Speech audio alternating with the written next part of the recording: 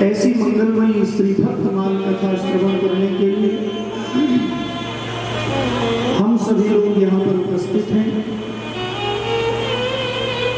मंच पर विराजमान संगीत वाले भाई बंधुओं को प्रणाम वंदन करते हुए पंडाल के अंदर उपस्थित समस्त आदरणीय बुजुर्ग महानुभाव, भक्तिमती माताएं बहनें,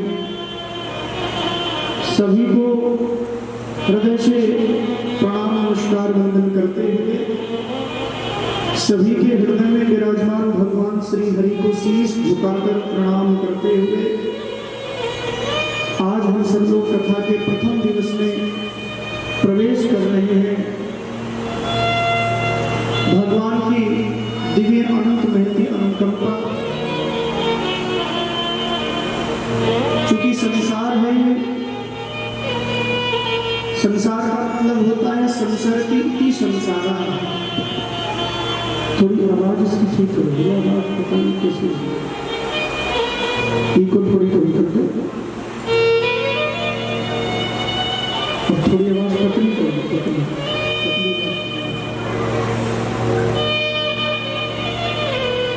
संसार का मतलब ही है संसरती इति संसारा। जो पल पल बदल रहा है उसको हम संसार बोलते हैं। जब आप लोग यहाँ पर बैठे थे उस समय जैसी सिचुएशन आपके शरीर की थी, स्थिति आपके शरीर की थी, ऐसी अब नहीं है। और जैसे जैसे जैसे समय आगे बढ़ता जाएगा आपके शरीर की स्थिति बदलती जाएगी। बाल्यावस्था में हम सबका जन्म हुआ तो बाल्यावस्था में शरीर कुछ और था, युवावस्था में शरीर कुछ और हो जाएगा, और वृद्धावस्था में शरीर की स्थिति दूसरी हो जाएगी। इसी का नाम संसार है। और धीरे धीरे फिर शरीर मृत्यु की तरफ बढ़ने लगता है, क्योंकि शास्त्र का नियम है, महापुरुषों ने नियम बनाया है क्या, जिस दिन हमारे शरीर ने जन्म लिया है इस शरीर के साथ इस शरीर की मौत ने भी जन्म लिया है। कि मृत्युर्जन्म बतां वीरा देहेन सहजायते अद्यवाद सतांते वा मृत्युर्वै प्राणिनां ध्रुवः। मृत्यु जन्म बतां वीरा, जिस दिन हमारे शरीर ने जन्म लिया है इस शरीर की मौत का भी जन्म उसी दिन हो जाता है। इसलिए आया है सो जाएगा राजा रंग फकीर, कोई सिंहासन चढ़ चला कोई बंधा जंजीर। सिंहासन चढ़ने का और जंजीर में बंधने का क्या मतलब है? बोले भाई ये संतों की वाणी है, लेकिन इसके अनेक अनेक अर्थ भी हैं। कोई सिंहासन चढ़ चला कोई बंधा जंजीर, आया है सो जाएगा राजा रंग फकीर। चाहे फकीर हो, चाहे राजा हो, चाहे रंग हो, जाना सबको है, लेकिन कोई सिंहासन पर चढ़कर जाता है, कोई जंजीर में बंधकर चला जाता है। सिंहासन पर चढ़कर जाने का मतलब क्या है?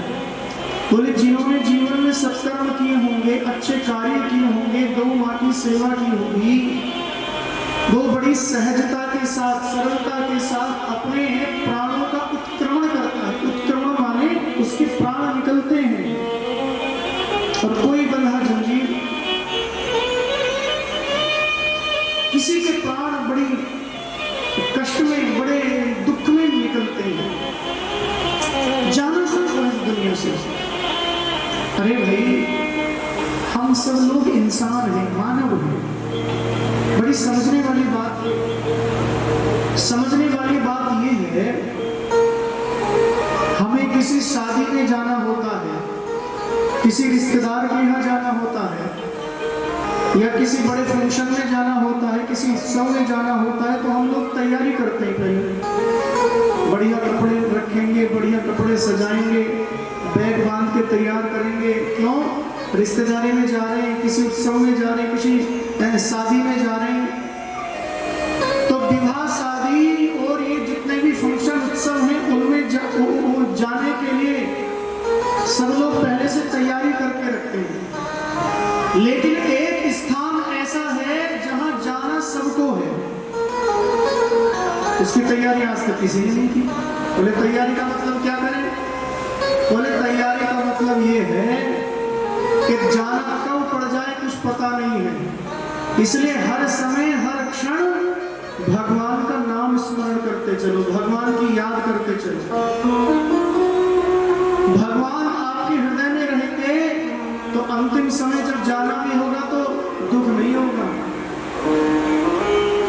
और भगवान के सामने जब जाओगे तो आपका शीश नीचे नहीं रहेगा। जाए तो इस प्रकार से जाए, भगवान के सामने भी हमारा सिर ऊंचा रहे। नारायण, आपने हमें मनुष्य शरीर बनाकर इस धरती पर भेजा था, तो हमने इस मानव के शरीर को गलत कार्यों में प्रयोग नहीं किया, हमने इस मानव शरीर का दुरुपयोग नहीं किया, हमने इस मानव शरीर को गौ माँ की सेवा में लगाया, आपके चरणों में लगाया।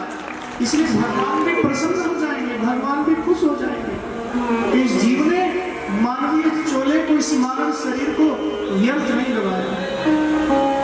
मानव का चोला हर बार नहीं मिलता, जो गिर गया डाली से वो फूल नहीं खिलता। बिरखे पान झड़े जड़ जायला ते पड़ कहीं न लागू। महापुरुषों ने कहा है कि वृक्ष की डाली से पत्ता टूटकर नीचे गिर जाता है तो वही पत्ता पुनः उस वृक्ष की डाली पर नहीं लगता। इसलिए हमारे शास्त्रकार बोलते हैं कि पुनर्वित्तम पुनर्मित्रम पुनर्भार्या पुनर्मही एतत् सर्वम पुनर्लभ्यम। लेकिन ये न शरीरम पुनः पुनः, खोया हुआ धन है, किसी न किसी रूप में पुनः मिल सकता है। यदि नहीं मिले तो भी कोई बात नहीं। पुनर्मित्रम, मित्र रूठ जाए तो रूठा मित्र पुनः मिल सकता है। पुनर्भार्या, पत्नी भी पुनः प्राप्त हो सकती है। एतत् सर्वम पुनर्लभ्यम, ये सब कुछ पुनः मिल सकता है, द्वारा मिल सकता है, लेकिन ना शरीरम पुनः पुनः। ये मानव का शरीर एक बार मिलने के बाद फिर 84 लाख चक्कर काटने के बाद फिर बाद में मानव का शरीर मिलता है। एक साइकिल का पहिया होता ना, आपने देखा होगा, उस साइकिल के पहिए की तरह 84 लाख योनियों का चक्र है, पूरा एक चक्र। और उन सारे चक्रों में एक मानव का शरीर है ऐसा, जिस उस सारे चक्र में घूमने के बाद फिर मानव का शरीर हमें प्राप्त होना।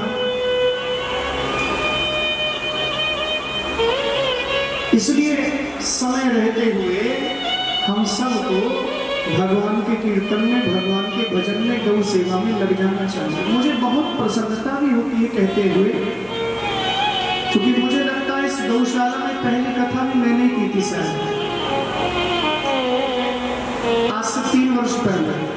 पहली कथा तो 5 वर्ष पहले की थी, उसके बाद लगातार 2-3 कथाएं की। इसलिए मेरा जुड़ाव इस करंडी गौशाला से बहुत अच्छा है, हृदय से, मन से। और मैं ये बात विश्वास के साथ कह सकता हूँ, लाइव टेलीकास्ट में बहुत लोग सुन रहे हैं, वो भी सुन लें। 5 वर्ष की इतनी कम अवधि में, इतने कम समय में जितना अच्छा विकास इस करंडी गौशाला ने किया है, मेरी दृष्टि में और कोई ऐसी गौशाला दिखाई नहीं देती जिसने इतना विकास किया है इतने कम समय में। मैं तो देखकर हैरान रह गया, इतना सुंदर भवन बना दिया, इतना सुंदर ये टीन शेड हो गया। कहाँ तो हम लोगों को गर्मी में टेंट लगाना पड़ता था, सर्दी में कथा होती थी तो टेंट के नीचे होती थी, उसका खर्चा अलग से देना पड़ता था। लेकिन हमारे इस गांव के सभी लोगों ने गौ माता के प्रति इतना सुंदर भाव जगा के रखा है, चाहे वो हमारी माताएं हो, बहनें हो, भाई हो, बंधु हो, बालक हो, बालिकाएं, सब लोग, बुजुर्ग लोग, सब प्रेम के के साथ इस पवित्र पावनी गौ माँ की सेवा के प्रकल्प से जुड़कर गौ माँ की सेवा में सभी लोग लगे हुए थे। बहुत बहुत सौभाग्य की बात है। ऐसे ही आप सब लोग गौ सेवा करते रहेंगे, क्योंकि गौ सेवा सबसे बड़ी सेवा है भाई बहनों। नाभाजी ने श्री भक्तमाल ग्रंथ की रचना की तो वो भी अपने गुरुदेव की आज्ञा से गौ माँ की कृपा से की। इस संसार में ऐसा कोई संत नहीं, इस दुनिया में ऐसा कोई पंथ नहीं, इस दुनिया में ऐसे कोई संप्रदाय नहीं जिन्होंने गौ माँ की सेवा को प्रमुखता से न माना हो, स्थान न दिया हो। चाहे हमारा सिख समाज है, सदगुरु नानक देव जी, दशमेश गुरु गोविंद सिंह बोले आप उन तुर्कों से, उन दुष्टों से युद्ध करके उन गौ माँ की रक्षा करोगे, उनको जीवित आप पकड़ के लाओगे, उनको दंडित करोगे, लेकिन तुम्हें एक ग्रंथ लिखना चाहिए। तो एक चंडी दी बार लिखा है, गुरु गोविंद सिंह जी ने ग्रंथ लिखा, चंडी दी बार उस ग्रंथ का नाम है। तो उस ग्रंथ में उन्होंने गौ माँ की इतनी सेवा का वर्णन किया, इतनी महिमा का वर्णन किया है। कहने का भाव ये है भाई बंधुओं कि संसार में कोई भी संत हुए हैं, कोई भी ग्रंथ हुए हैं, कितने भी पंथ हुए हैं, सबने गौ सेवा को माना है। गौ माँ की सेवा सबने की है। और ग्रंथ पंथों की बात तो छोड़िएगा, भगवान श्री रामकृष्ण इस धरती पर आते हैं तो भगवान श्री रामकृष्ण भी इस धरती पर आकर चाहे कुछ काम करे ना करे या सारे कार्य बाद में करें, लेकिन गौ माँ की सेवा वो भी पहले करते हैं। गाय की सेवा सबसे पहले उन्होंने की। भगवान श्री राम 10,000 वर्ष तक इस धरती पर रहे। भगवान श्री राम जी 10,000 वर्ष तक इस धरती पर रहे, लेकिन एक भी दिन उनके जीवन का ऐसा नहीं निकला जिस दिन उन्होंने गौ माँ की सेवा ना की हो, चाहे मन से चाहे तन से।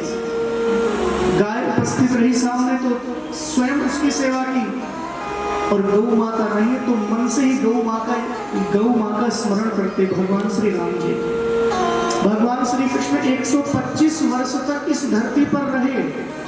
125 वर्ष की अवधि में एक भी दिन भगवान श्री कृष्ण का गौ माँ के बगैर व्यतीत नहीं हुआ,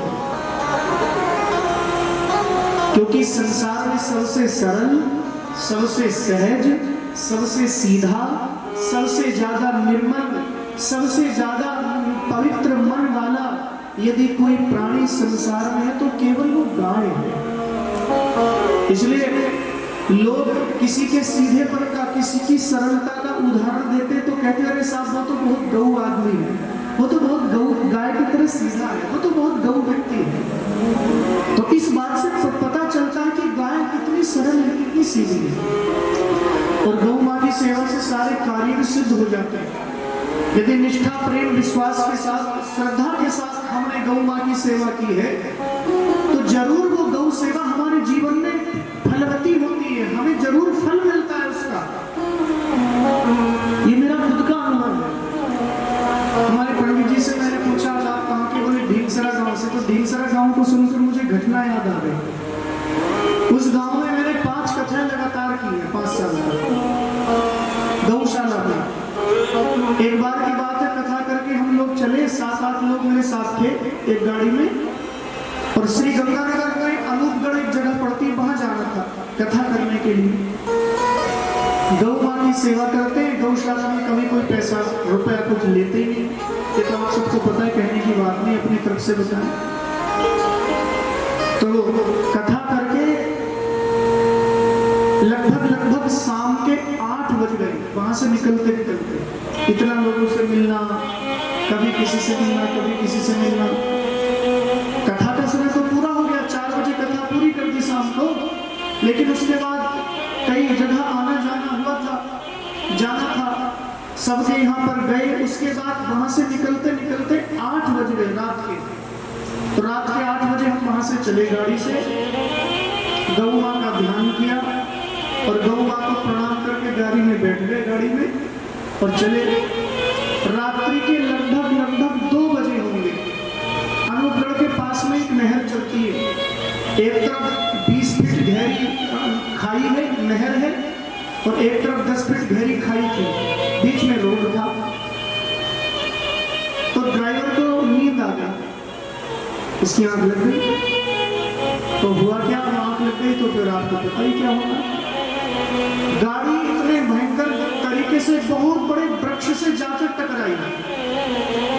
बहुत बड़ा पेड़ था जो सड़क के किनारे, उस पेड़ से जाकर गाड़ी टकराई। सब लोग सोए हुए थे, मेरी थोड़ा आंख लग गई थी। अब जैसे अब टकराई गाड़ी तो आवाज तो हुई, तो मेरे मन में है कि शायद किसी ने गाड़ी के ऊपर अटैक कर दिया, किसी ने गाड़ी के ऊपर आक्रमण कर दिया, ऐसा लगा मुझे। साथ के जितने भी लोग थे वो सब उतर कर तुरंत बाहर हो गए, हमें कुछ पता नहीं चला। बाद में हुआ ऐसा कि गाड़ी का अगला हिस्सा जितना था वो सारा एकदम चूर चूर हो गया, खंड खंड हो गया, बचा नहीं। लेकिन गाड़ी के अंदर जितने भी लोग बैठे थे, किसी एक को भी खरोंच तक नहीं, खरोंच तक।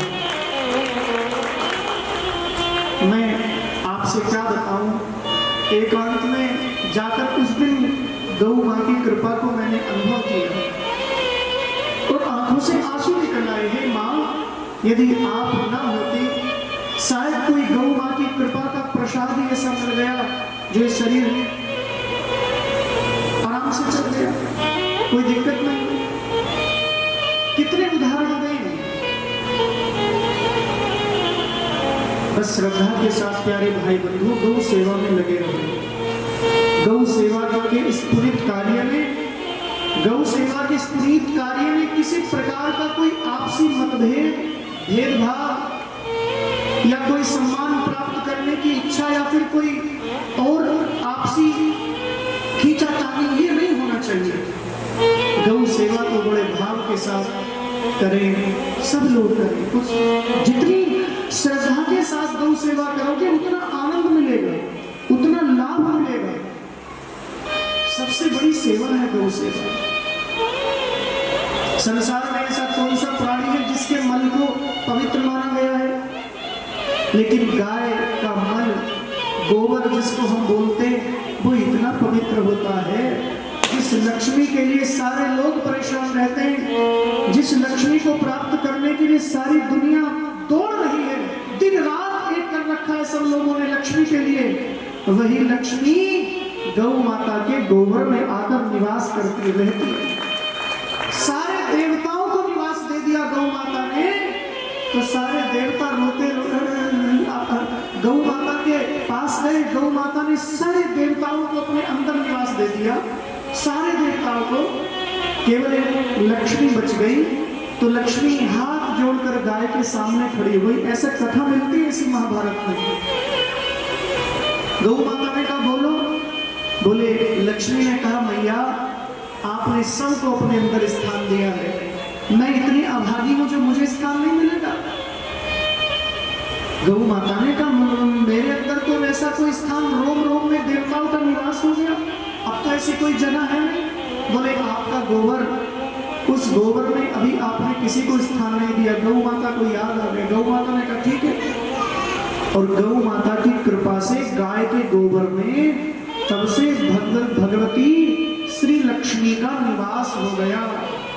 इसलिए आपने देखा होगा कोई भी धार्मिक कार्य हमारे वैदिक सनातन हिंदू धर्म में हो, कोई अनुष्ठान हो, कोई व्रत हो, कोई यज्ञ हो, कोई हवन हो, कोई पूजन हो, उसमें गाय के गोबर को, गाय के दूध को, गाय की दही को, गाय के दूध दही से बने हुए घृत को, घी को और गोमूत्र को, इनको विशेष पवित्र माना गया है, जिसको पंचगव्य बोलते हैं। दूध, दही, घी, गोमूत्र, गोबर, ये 5 पदार्थ गौ माता हमें देती है। कहते हैं व्यक्ति का शरीर 5 प्रकार की वायु से चलता है। ध्यान से सुनें, हर इंसान का, चाहे स्त्री हो चाहे पुरुष हो, सबका शरीर 5 प्रकार की वायु से चलता है। हम सबके शरीर में 5 प्रकार की वायु है। पंच प्राण जिसको बोलते हैं, तो कहां कहां कौन से प्राण है, कहां कहां हमारे शरीर में किस प्रकार की वायु है, यह भी लिखा ग्रंथों में। हृदय प्राणं बुधे अपारं समानं नाभिमण्डले उदानः कंठदेशस्य व्यानः शरीरः। हृदय प्राणम, जो हमारा हृदय जहां पर स्टंट डलते हैं, स्टंट, उस हृदय में प्राणवायु का निवास है। प्राणवायु का हृदय प्राणम। 5 प्रकार की वायु हमारे शरीर में कहां कहां पर निवास करती है। पहली है प्राणवायु। प्राणवायु हमारे शरीर में हृदय में रहती है। हृदय प्राणम। गुदे अपानम, अपान वायु।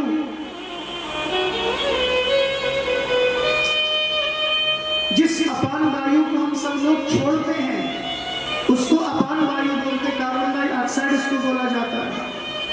वह भी हमारे शरीर में निवास करती है। समानम नाभिमंडले, एक होती समान वायु। वह समान वायु हमारी नाभि में निवास करती है। स्त्री चाहे पुरुष, नाभि में समान वायु रहती है। उदाना कंठ देशस्याद, जिस वायु के प्रभाव से हम सब लोग बोलते हैं कंठ से, उस कंठ के अंदर उदान वायु रहती है। और ज्ञान सर्व शरीर का, ज्ञान वायु हमारे सबके शरीर के रोम रोम में ज्ञान वायु का निवास है। ये 5 प्रकार के प्राण हैं। प्राण, अपान, समान, ज्ञान और उदान। ये 5 प्रकार के प्राण, इनकी शुद्धि कैसे होती है? तो लिखा है कि गौ माता की कृपा से 5 पदार्थ मिलते हैं इंसान को। दूध, दही, घी, गोबर, गोमूत्र। इन 5 का जो सेवन करता है, इन 5 को जो लेता है, गाय के दूध का पान करता है, दूध से बने दही का पान करता है, दही से बने घृत का पान करता है, गोघृत, और गोबर गोमूत्र का अपने जीवन में प्रयोग करता है। ऐसे प्राणी के 5 प्रकार के जो प्राण हैं, वो 5 प्राण शुद्ध हो जाते, पवित्र हो जाते हैं, वो निरोगी काया वाला हो जाता है। इसलिए प्यारे भाई बंधुओं, गौ माता की विशिष्ट महिमा हमारे महापुरुषों ने कही है।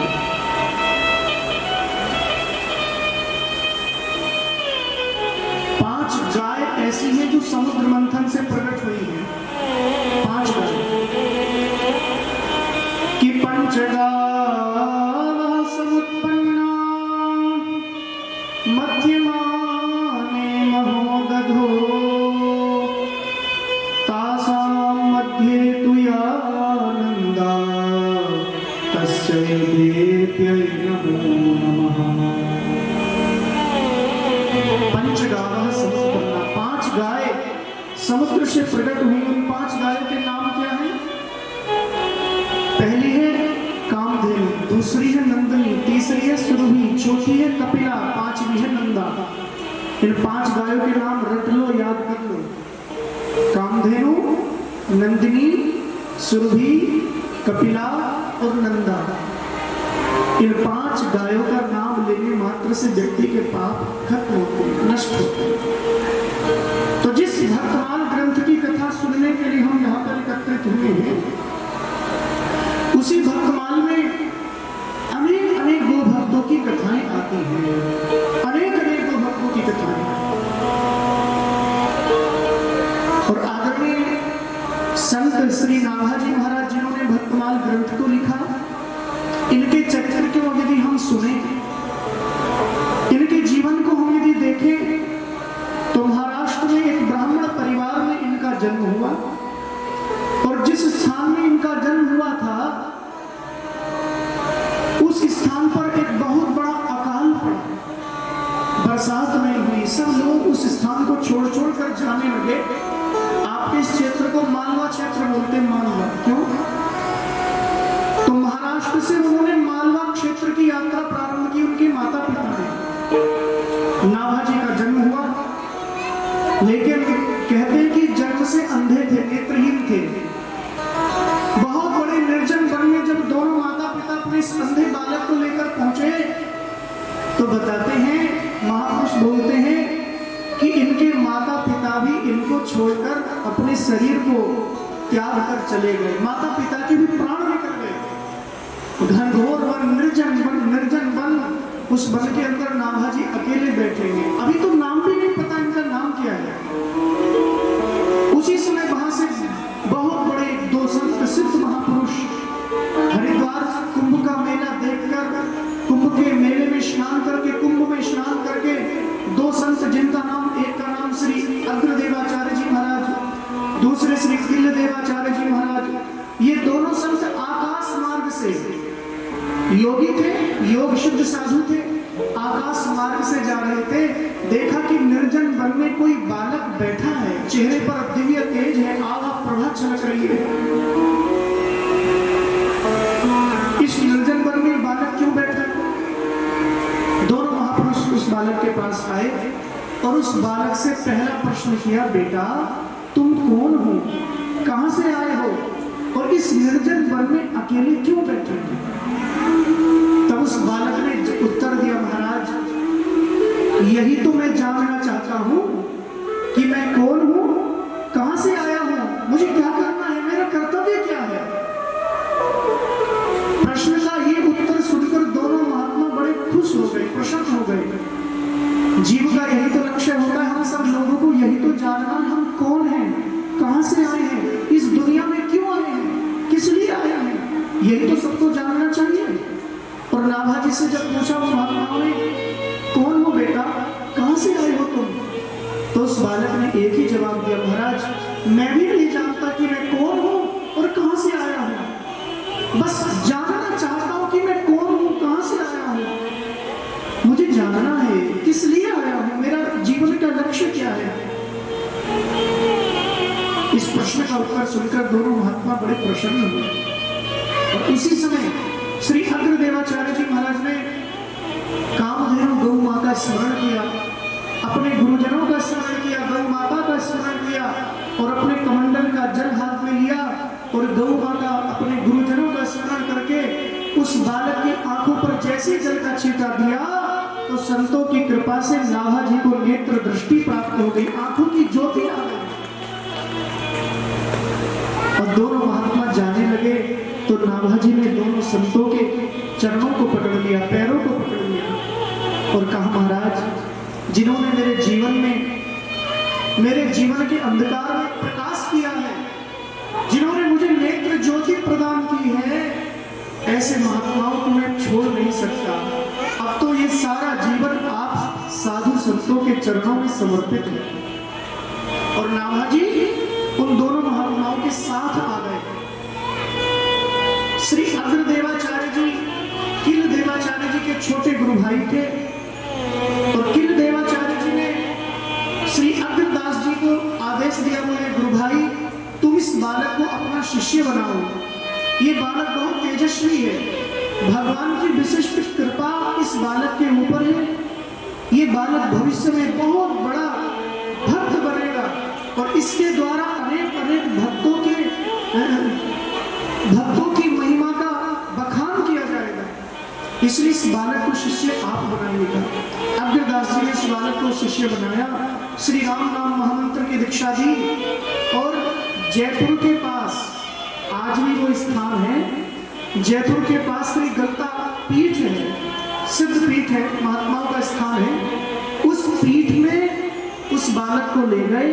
वहां पर बालक को संतों की सेवा में, महात्माओं की सेवा में लगा दिया, बेटा पहले सेवा करो, साधुओं की सेवा करो, गौ सेवा करो, गौ सेवा संत सेवा करते करते जब तुम्हारे अंदर परिपक्वता आ जाए, जब तुम पक जाओ, तब तुम्हें ये विरक्त वेश दिया जाएगा, इस साधु का वेश दिया जाएगा।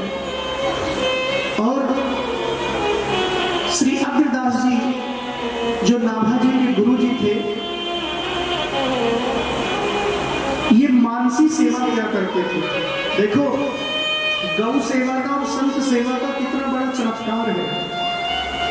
नाभाजी ने संत सेवा प्रारंभ कर दी, जो भी साधु आश्रम में आए, जो भी संत आए, उनको दंडवत प्रणाम करते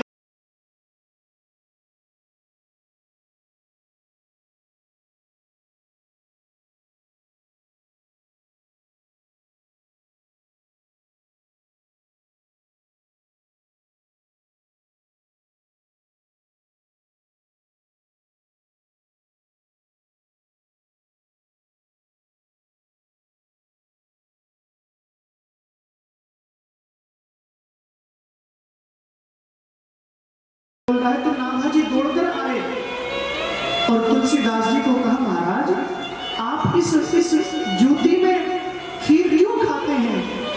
तब आदरणीय श्री तुलसीदास जी के मुख से एक दोहा फूट पड़ा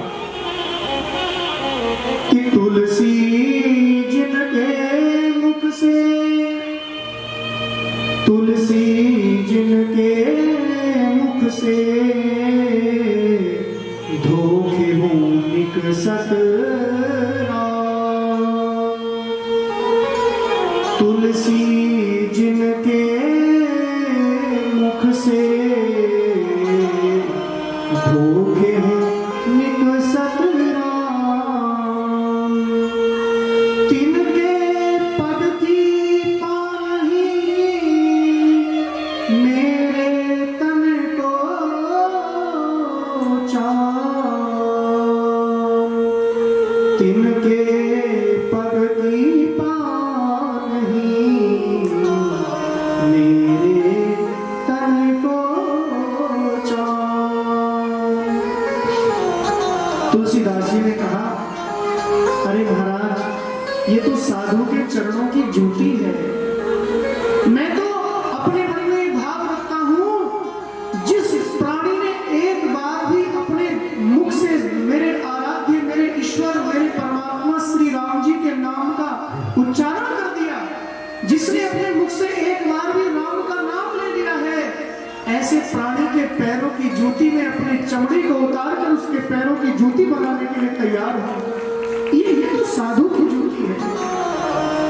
नाभा जी पहचान गए, इतनी बड़ी उदारता, इतना प्रेम, इतना आदर संतों के प्रति और किसी में नहीं हो सकता सिवाय तुलसीदास जी के। पहचान लिया तुलसीदास जी को नाभा जी ने और कहा, बोले महाराज मैंने भक्तमाल नामक ग्रंथ लिखा है, उस ग्रंथ में भक्तों का चरित्र है, ये भक्तों की माला है, इस माला को मैंने बनाया है गुरुदेव की कृपा से, गुरु जी के आशीर्वाद से।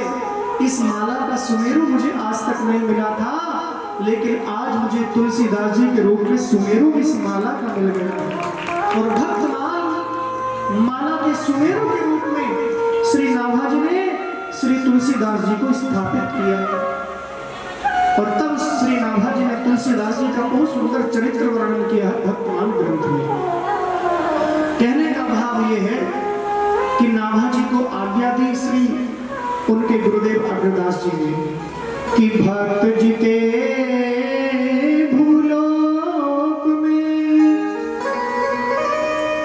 भक्त जीते भूलोक में कथे कौन पे जाय। समुद्र पार श्रद्धा करे कह चिड़ी पेट समाय। आदरणीय श्री अग्रदास जी की आज्ञा से नाभा जी ने भक्तमाल ग्रंथ की रचना की। भक्तों के चरित्र की माला बनाकर भगवान श्री नारायण को पहनाने के लिए प्रयास किया। श्री तुलसीदास जी को उस माला का सुमेरु बनाया और उस माला को नाभा जी ने अपने गुरुदेव के हाथों में लाकर दे दिया। गुरु जी की कृपा से श्री नाभा जी ने इस भक्तों की माला को भगवान श्री कृष्ण के गले में धारण कराया। बोले भक्तवत्सल भगवान की जय। इस प्रकार से भक्तमाल ग्रंथ की अनेक महापुरुषों की महात्माओं की कथाएं हैं भाई बंधु। कहने का भाव ये है कि भगवान श्री कृष्ण को पाना चाहते हो, परमात्मा की प्राप्ति करना चाहते हो, भगवान की अनुभूति करना चाहते हो, क्योंकि भाई बंधु हमें इन चर्म चक्षुओं से भगवान के दर्शन नहीं हो सकते। अरे भगवान श्री कृष्ण का भक्त अर्जुन, गीता में भगवान श्री कृष्ण ने जब अर्जुन को अपना स्वरूप दिखाया तो चर्म चक्षु से नहीं दिखाई दिए भगवान। दिव्यम ददामि ते चक्षु पश्चिमे योगमेश्वरम। श्री कृष्ण ने अर्जुन को दिव्य दृष्टि प्रदान की, दिव्य चक्षु प्रदान किए और तब जाकर अर्जुन भगवान श्री कृष्ण के स्वरूप का दर्शन कर सके। हम लोग तो चर्म चक्षु से जिससे दुनिया की इतनी गंदगी देखी है, दुनिया का इतने गंदे गंदे दृश्य हमने देखे जिन आंखों से, क्या उन आंखों से हमें भगवान के दर्शन हो जाएंगे? तो फिर क्या करें? बोले हाँ, किसी भक्त को अपना लो, किसी भक्त के चरणों में समर्पित हो जाओ जो भगवान का भक्त है। कोई ऐसा दिव्य महापुरुष, दिव्य संत जीवन में मिल जाए और उसके चरणों में आप समर्पित हो जाओ और उसकी कृपा से आपको भगवान की अनुभूति हो जाएगी, परमात्मा की अनुभूति हो जाएगी। जैसे फूल होता है ना, उस फूल में सुगंध होती, गुलाब के फूल में, और कोई कहने लग जाए बोले साहब सुगंध हमें दिखाई नहीं दे रही। अरे भैया, सुगंध दिखती नहीं है, सुगंध को अनुभव किया जाता है, उसकी खुशबू को। उसी प्रकार ये सारा संसार भगवान का रूप है। कि देखना चाहो, सूर्य भगवान का रूप है, चंद्रमा भगवान का है। चंद्रमा वंशो जातश्चक्षुः सूर्यो अजायता, वेद का वाक्य है। इस सारी सृष्टि भगवान का ही रूप है। लेकिन हमें अनुभव कैसे होगा? बोले सतगुरु मिलियो सतपंथ बतायो, भ्रांत चुकाई अवर में बुझा कोई योग्य सदगुरु मिल जाए, कोई संत मिल जाए जो हमें भगवान के चरणों से जोड़ दे। इसलिए हमारे महापुरुषों ने एक बहुत प्यारा गीत गाया है, हो मेरा तार हरि से जोड़े, ऐसा कोई संत मिले। मेरा तार हरि से जोड़े, ऐसा कोई संत मिले। मेरा तार हरि से जोड़े, ऐसा कोई संत मिले।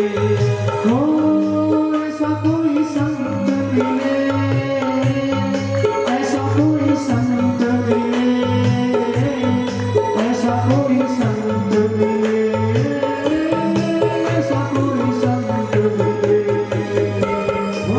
मेरा तार हरि से जोड़े, ऐसा कोई संत मिले। मेरा तार हरि से जोड़े, ऐसा कोई संत मिले।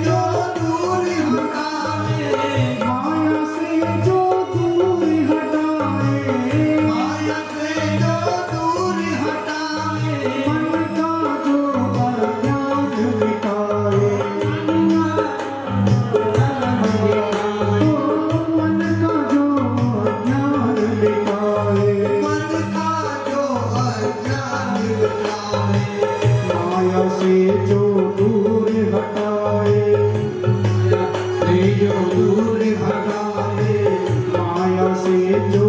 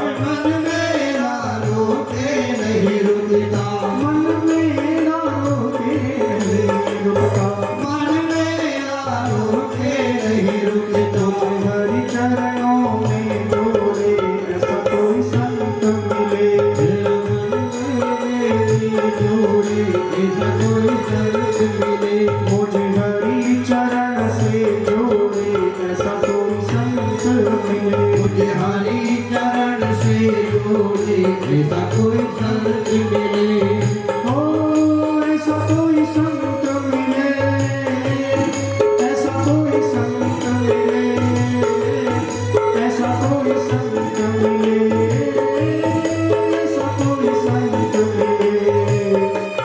मेरा तार हरि से जोड़े, ऐसा कोई संत मिले। मेरा तार हरि से जोड़े, ऐसा कोई संत मिले।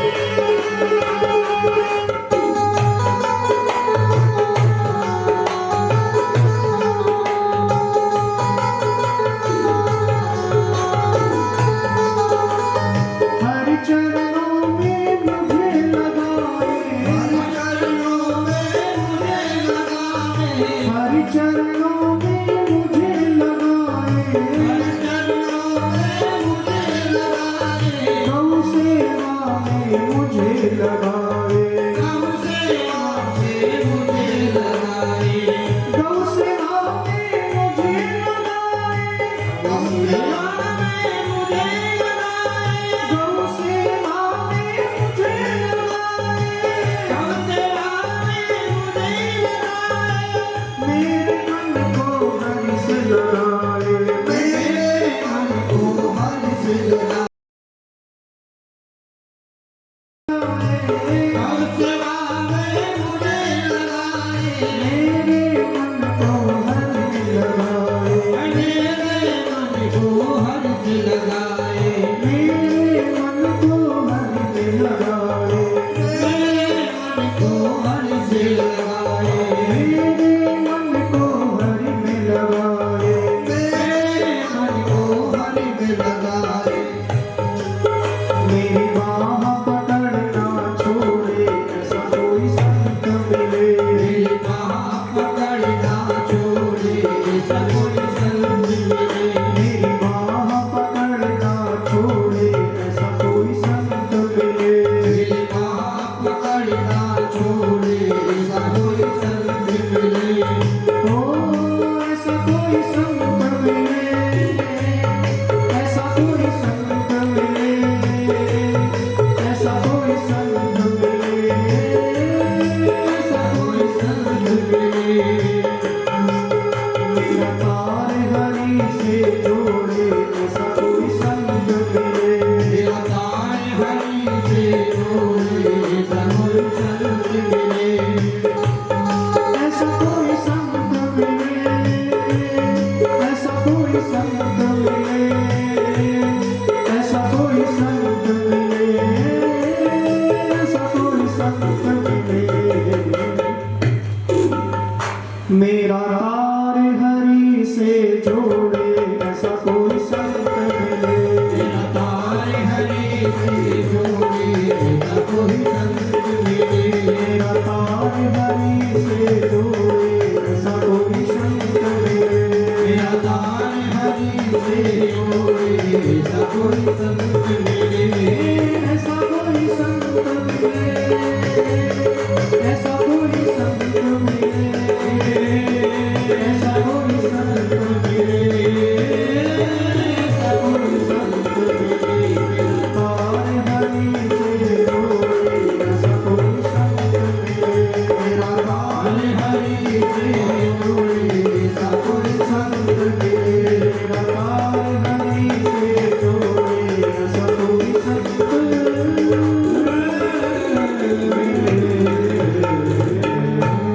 बोलिए संत भगवान की जय। श्री कृष्णचंद्र भगवान की जय। गौ माता की जय। भारत माता की जय। हर हर महादेव।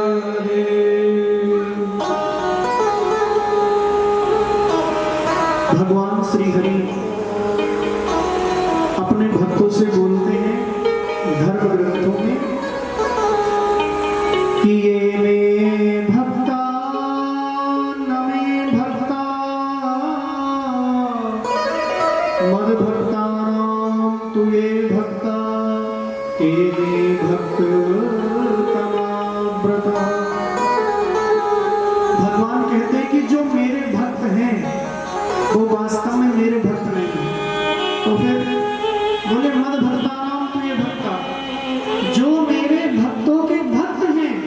वास्तव में वही मेरे भक्त हैं।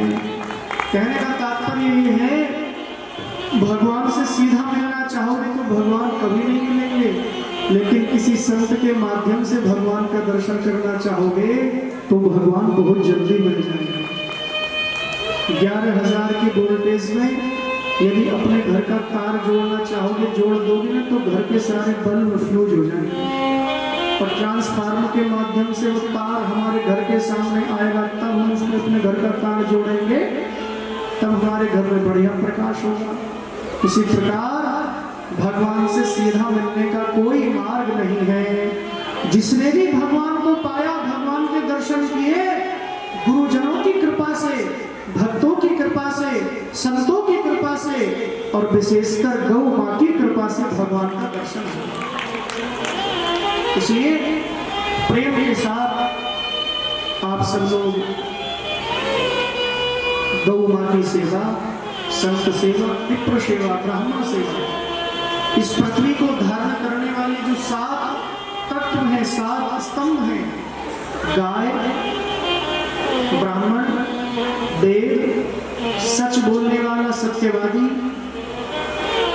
सती पतिव्रता स्त्री, और निर्लोभी जिसके अंदर कोई लोभ नहीं है, और 7वां है दानशीलश्च, दानी जो दान करता है। इन 7 खंभों के ऊपर ये पृथ्वी टिकी हुई है, और इसी 7 खंभों में सबसे पहला स्तंभ है जिस पृथ्वी को संभाले हुए है जो, वो है गाय, दूसरी है ब्राह्मण, तीसरा है वेद, चौथा है सत्यवादी, 5वां है पतिव्रता नारी, सती नारी, छठा है निर्लोभी व्यक्ति जिसके अंदर कोई लोभ नहीं है,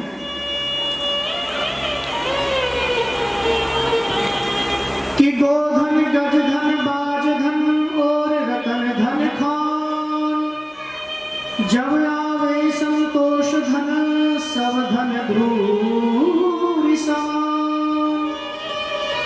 जब संतोष धन आ जाता है तो लोभ नष्ट हो जाता है। इसलिए लोभी व्यक्ति कभी धर्म का काम नहीं कर सकता, धार्मिक कार्य नहीं कर सकता, और जिसके अंदर कोई लोभ नहीं है वही गौ माँ के लिए अपना भाव समर्पित कर सकता है, वही गौ सेवा करता है। और लोभी होकर गौ सेवा करेंगे तो उसका हमारे जीवन में बहुत बहुत ज्यादा प्रभाव आएगा, फल मिलेगा। इसलिए भाव और प्रेम के साथ आप सब लोग ऐसी सेवा करते रहिएगा। 12 बजे से 3 बजे का समय निर्धारित है। कल भक्तमाल कथा में हम सुंदर सुंदर अनेक अनेक भक्तों के चरित्र सुनेंगे। ध्रुव जी का चरित्र है, भक्त प्रहलाद की कथा है, भक्त अम्बरीश की कथा है, और कलिकाल के भक्तों में आ जाए तो धन्ना जाट, ये बहुत बड़े भक्त हैं, इनकी कथा बड़ी प्यारी कथा आप सुनना। संत रविदास, संत रविदास जी, उनकी कथा आप सुने। नामदेव जी, मरती हुई गाय को जिंदा जीवित करके दिखा दिया नामदेव जी ने, इतने बड़े गो भक्त। कर्माबाई, थाली भर के लाई खींचड़ो, ऊपर घी की बाट की, जीवो मारा श्याम धनी, जीवा में देखी जात की, जीवा में देखी जात की। थाली भर के लाई खींचड़ो, ऊपर घी की बाट की, जीवो मारा श्याम धनी, जीवा में देखी जात की, जीवा में देखी जात की। अब नहीं गाना, कल गाना है। 5-6 दिन तक रहेंगे तो अच्छे खूब भजन गाएंगे, खूब गौ माँ की सुंदर कथा सुनेंगे, भक्तों की कथा सुनेंगे। अब समय पूर्ण हुआ है कथा का, तो सभी लोग अपने स्थान पर खड़े हो जाएं और भाव और प्रेम के साथ समस्त जीवात्माओं के कल्याण के लिए, जो जीव संसार में हैं उनके लिए, और जो इस संसार को छोड़कर चले गए उनके लिए, सबके लिए भगवान की प्यारी गौ माँ से प्रार्थना, सब सुखपूर्वक रहें और भगवान की मंगल की भक्ति करते रहें। गौ माता की आरती हम सभी लोग करेंगे।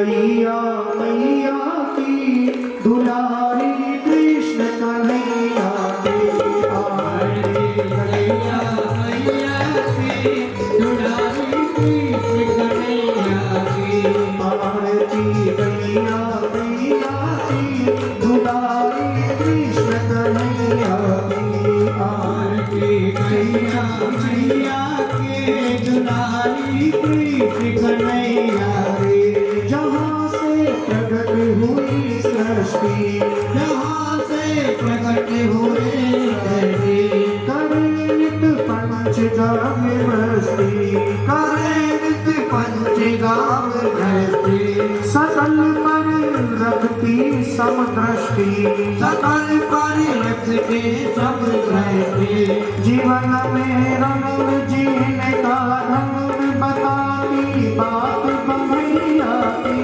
आरती गैया मैया की दुलारे कृष्ण कन्हैया की आरती गैया मैया की दुलारी कृष्ण कन्हैया की आरती गैया मैया की दुलारी कृष्ण कन्हैया की आरती गैया की दुलारी कृष्ण कन्हैया की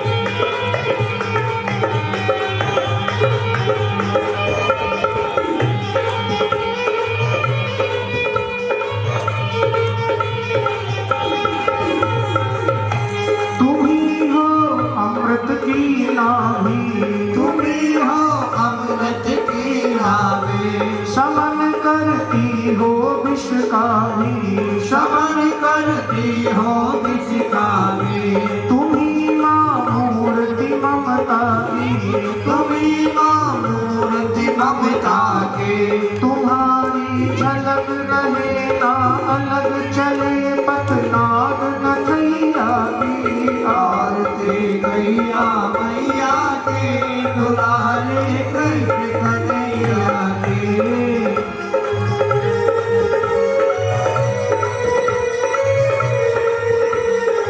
आसन बजाओ।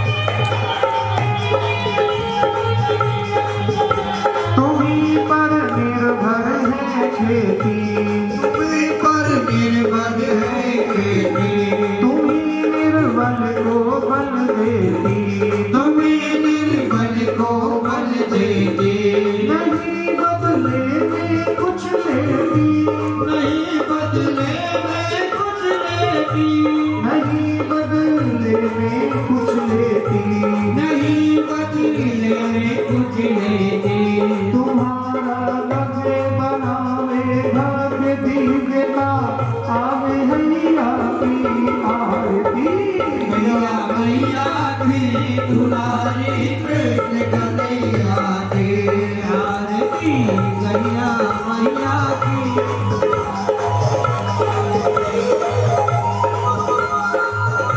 तुम्हीं से सुखी है ये धरती तुम्ही से सुखी है ये धरती सभी के दुखड़े तुम हरती सभी के टुकड़े तुम हरती भागवत गान तुम्हीं करती भागवत दान तुम्हें करती भागवत गान तुम्हीं करती भागवत दान तुम्हें करती तुम्हीं से संत करे दुख अंत भव से पार गैया की आरती गैया मैया की दुलारी कृष्ण कन्हैया की आरती गैया मैया की दुलारी कृष्ण कन्हैया